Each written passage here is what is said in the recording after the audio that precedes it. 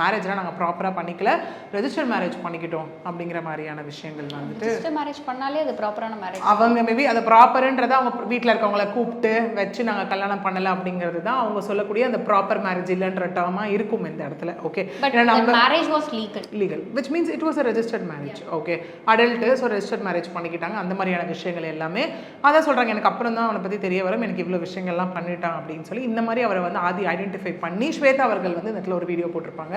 But அதுக்கே அந்த பக்கம் போனால் ஆதி அவர்கள் வந்துட்டு அவர் இதில் வந்து ஒரு போஸ்டே போட்டிருந்தார். என்னென்னா, தாமரை அவர்களுக்கு சொல்லும் போது கண்ணால் காண்பதும் போய் காதால் கேட்பதும் வந்து காதால் கேட்பதும் போய் தீர விசாரிப்பதே மெய் அப்படிங்கிற மாதிரியான ஒரு விஷயத்தை போட்டிருப்பார். கூடவே உட்காந்து என்னென்னா, இல்லை எனக்கு ஸ்டில் அவங்க வேணும், அவர் டேட்லாம் சொல்லியிருப்பார்.